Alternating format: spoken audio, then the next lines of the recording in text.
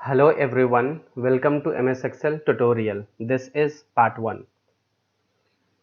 इस सेशन में हम सीखेंगे स्प्रेडशीट क्या है, सेल और सेल एड्रेस क्या है, MS Excel में डेटा टाइप्स क्या होते हैं, ऑटोफिल फीचर क्या है एंड फाइनली फिल कमांड कैसे यूज़ करते हैं। स्प्रेडशीट एक सॉफ्टवेयर है जिसमें हम डेटा को रोज एंड कॉलम्स में स्टोर करते हैं। स्टोर करने का मतलब है हम रोज एंड कॉलम्स में डेटा को रखते हैं। स्प्रेडशीट में रोज एंड कॉलम्स जब आपस में मिलते हैं तो उसको हम सेल कहते हैं। जैसे ये हमारा रोज है, ये हमारा एक रोज है, ये हमारा एक कॉलम हमने बनाया है, तो ये जो पोर्शन है इसको हम लोग सेल कहते हैं। तो स्प्रेडशीट में रोज एंड कॉलम्स के मिलने से सेल बनता है। हमारे पास में कुछ कॉमन स्प्रेडशीट है जैसे कि MS एक्सेल जिसको माइक्रोसॉफ्ट ने डेवलप किया है, ओपन ऑफिस कैल्सी जिसको सन माइक्रो सिस्टम ने डेवलप किया है, और अभी इसी ओपन ऑफिस को हम लोग लिब्रे ऑफिस के नाम से जानते हैं। उसी तरह से हमारे पास में लोटस 123 है जिसको लोटस डेवलपमेंट कॉरपोरेशन ने डेवलप किया है। जो भी डेटा हम इस सेल में स्टोर करते हैं उसको हम वैरायटी ऑफ पर्पसेस के लिए यूज़ कर सकते हैं। मतलब आपकी भी जो पर्पस है आप अपने पर्पस को ध्यान में रख के डेटा को यूज़ कर सकते हैं, जिसमें से कुछ हमारे पास में है डेटा को हम अकाउंटिंग में यूज़ कर सकते हैं, डेटा को हम बजटिंग में यूज़ कर सकते हैं, डेटा को हम ग्राफिकल रिप्रेजेंटेशन में यूज़ कर सकते हैं, फिनेंशियल एनालिसिस में यूज़ कर सकते हैं, डेटा एनालिसिस के लिए यूज़ कर सकते हैं एंड साइंटिफिक एप्लीकेशंस में यूज़ कर सकते हैं। इससे पहले हमने समझा है सेल किसे कहते हैं। रोज और कॉलम्स के मिलने से हमारा सेल बनता है और हम उसी सेल में अपने डेटा को स्टोर करते हैं। नेक्स्ट हमारे पास में है active cell. Active cell current cell को कहते हैं, मतलब जिस सेल में आप डेटा को इंटर कर रहे हैं, जिस सेल में आप डेटा को लिख रहे हैं, टाइप कर रहे हैं, उसी सेल को हम एक्टिव सेल कहते हैं। एक्टिव सेल की पहचान ये है कि जब आप उस पर क्लिक करेंगे तो उसके चारों तरफ, उसके सराउंडिंग, मतलब उसका जो बॉर्डर है वो ब्लैक बॉर्डर होगा, वो डार्क आउटलाइन होगा। नेक्स्ट हमारे पास सेल एड्रेस होता है। सेल एड्रेस क्या है कि वर्कशीट में जो भी सेल है, आप जिस सेल में आप करंटली काम कर रहे हैं उस सेल का लोकेशन पता चलता है, उस लोकेशन का एड्रेस आप मालूम कर सकते हैं कि अभी किस लोकेशन का, किस सेल का एड्रेस है। जैसे कि हमारे पास एग्जांपल है A29। ए जो है वो हमारा कॉलम है और 29 जो है हमारा वो रो नंबर है, मतलब A29 किसी एक सेल का एड्रेस है। उसी तरह से हमारे पास में है डेटा टाइप्स। डेटा टाइप्स ये बताता है कि आप किस टाइप के इंफॉर्मेशन वर्कशीट में स्टोर कर रहे हैं। मतलब आप सेल में नंबर स्टोर कर रहे हैं, सेल में आप कैरेक्टर स्टोर कर रहे हैं, सेल में आप टेक्स्ट स्टोर कर रहे हैं, या सेल में आप डेटा स्टोर कर रहे हैं।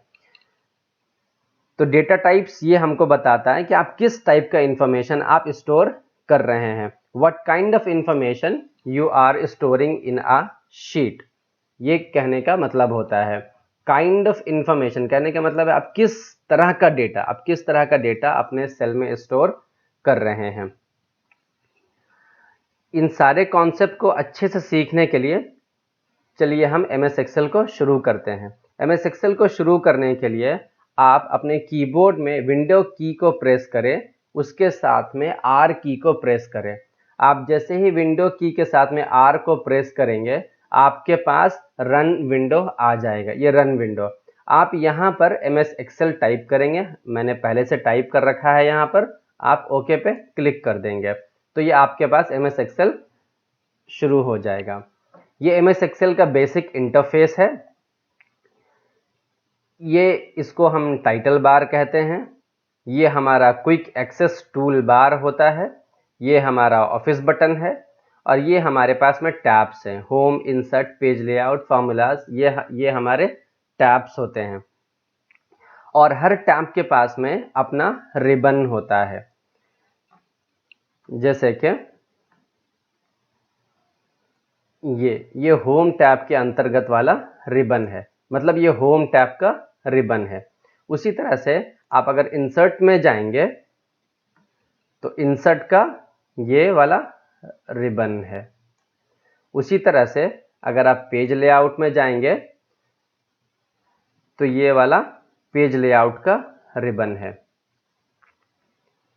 आप देख रहे होंगे कि हर रिबन में ये थीम्स एक अलग ग्रुप है, पेज सेटअप एक अलग ग्रुप है, स्केल टू फिट एक अलग ग्रुप है।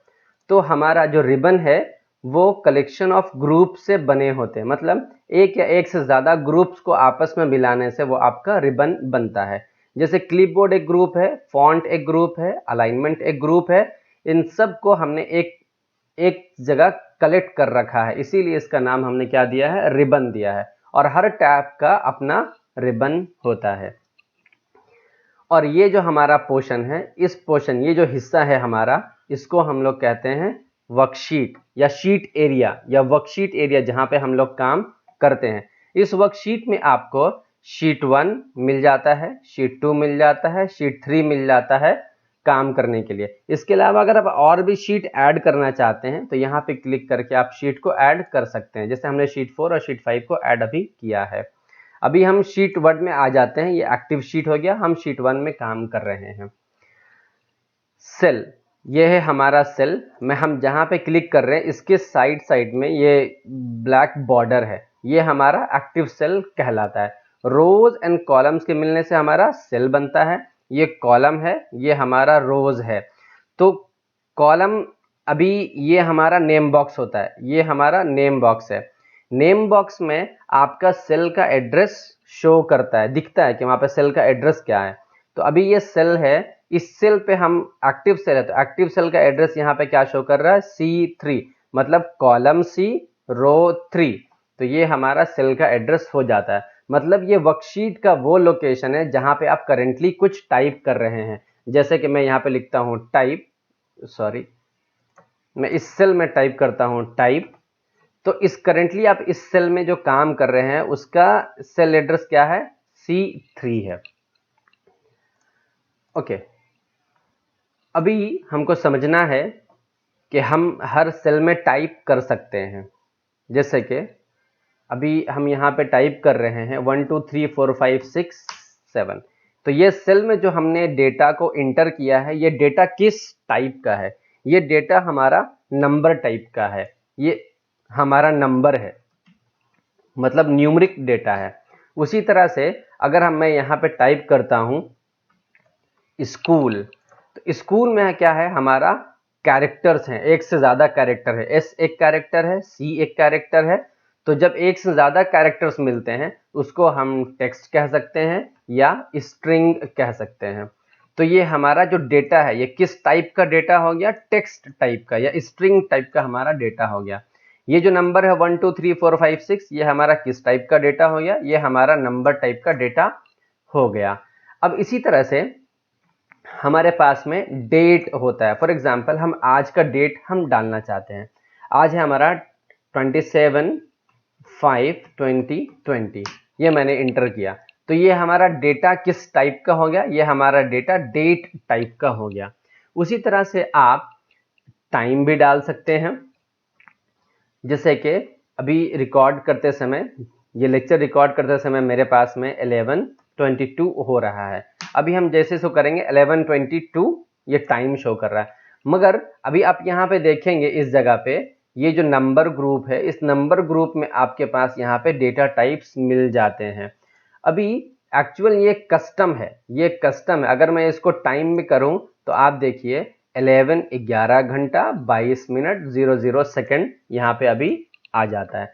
तो बेसिक हमारे पास में बेसिकली नंबर होते हैं, नंबर टाइप के डेटा है, टेक्स्ट टाइप के डेटा है, डेट है और टाइम है, डेट टाइम है। ओके, अभी इस नंबर को हम परसेंटेज में भी कन्वर्ट कर सकते हैं। अपने ज़रूरत के अकॉर्डिंग आप नंबर का यूज़ कर सकते हैं। अगर परसेंटेज में करना है, अगर आप फ्रैक्शन में लाना चाहते हैं तो आप यहाँ यूज़ कर सकते हैं। तो हमारे पास में जो डेटा टाइप्स हैं वो होम टैब के अंदर नंबर ग्रुप में ये ड्रॉप कैप पे आप क्लिक करेंगे तो आपको यहाँ पे डेटा टाइप्स दिखेगा। जनरली हमारे पास में यही 4 टाइप के डेटा होते हैं, number, text, date and time.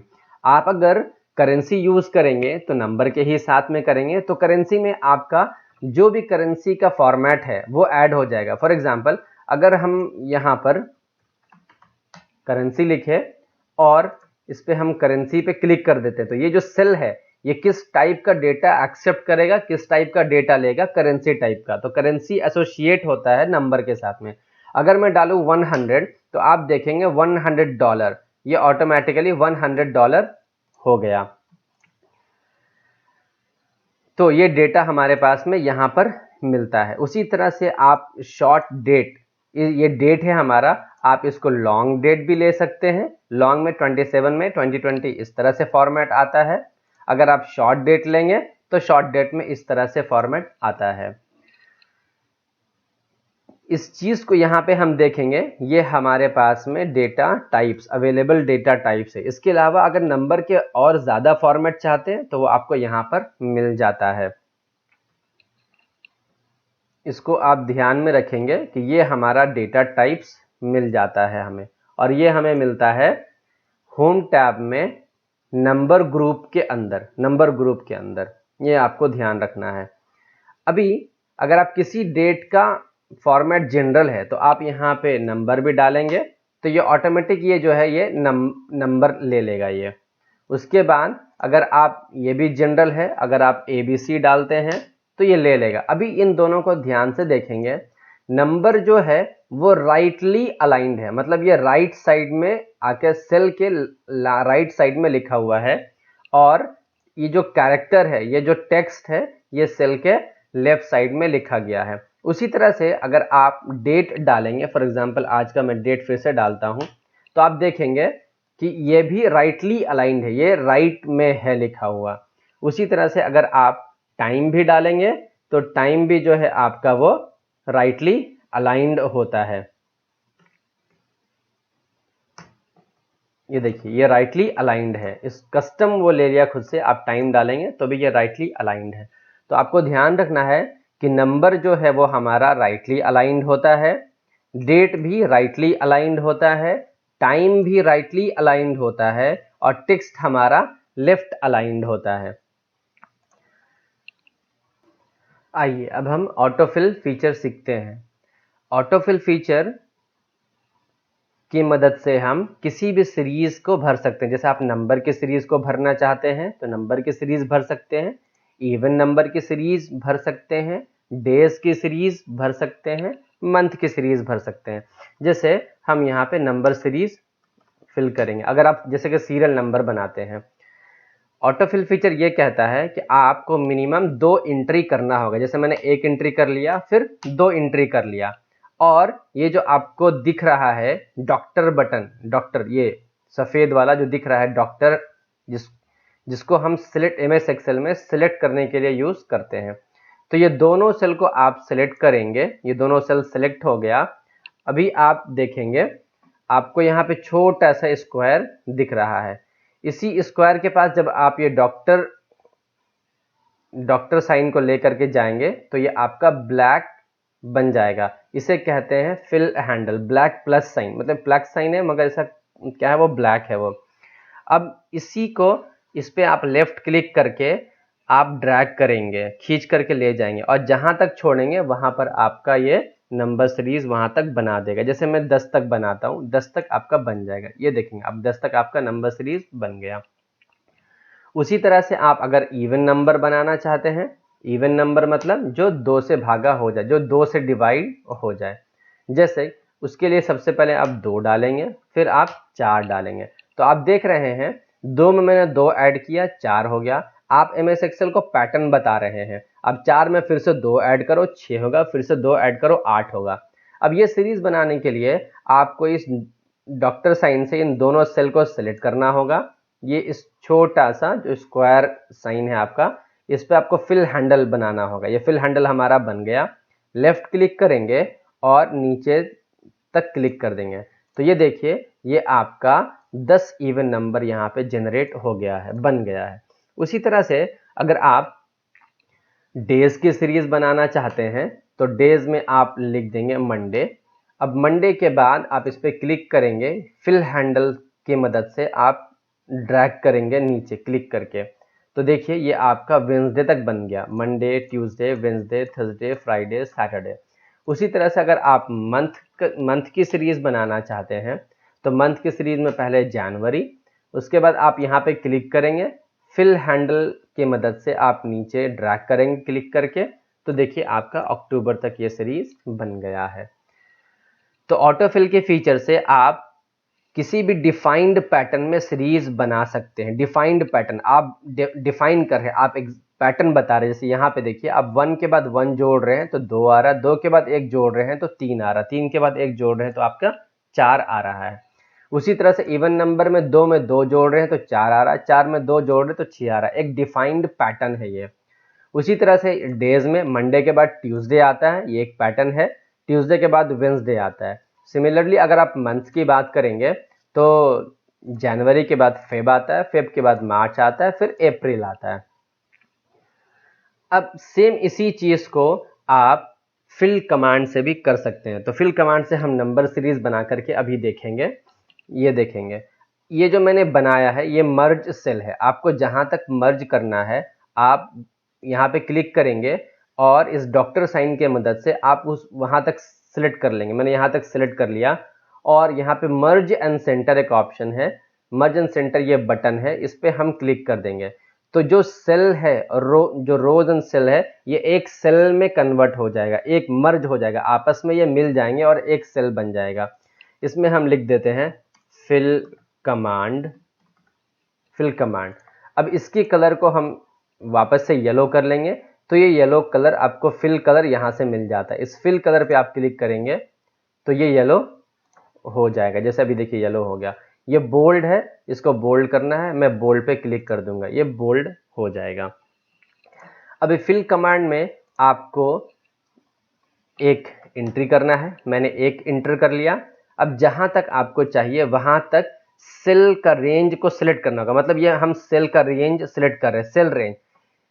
एक सेल ये सिलेक्ट हुआ, ये एक्टिव सेल है। एक से ज्यादा आप सिलेक्ट करेंगे तो रेंज ऑफ सेल्स कहलाते हैं। तो आपको रेंज ऑफ सेल्स बनाना है तो मैं देखिए आप रो 32 तक मैंने ये रेंज को सिलेक्ट कर लिया। इसमें हम नंबर सीरीज बनाना चाहते हैं तो आपको एडिटिंग ग्रुप में होम टैब के अंदर एडिटिंग ग्रुप में आपको ये फिल बटन दिख रहा है। इस फिल बटन पे आप क्लिक करेंगे, फिर आप सीरीज पे जाएंगे। सीरीज पे जाने के बाद यहाँ आप स्टेप वैल्यू 1 है, मतलब एक के बाद आप एक बढ़ाना चाहते हैं। आप कहाँ तक बढ़ाना चाहते हैं? आप रैंडम यहाँ पे कोई भी डेटा ले लीजिए, मान लीजिए आप 10 तक लेना चाहते हैं और ओके पे क्लिक कर दीजिए तो देखिए आपका ये 10 तक आपका सीरीज बन गया। तो जो चीज़ हम ऑटोफिल से करते हैं सेम वही चीज़ को हम फिल कमांड से भी कर सकते हैं। तो आज के लिए इतना ही। Thank you for listening. Have a great day.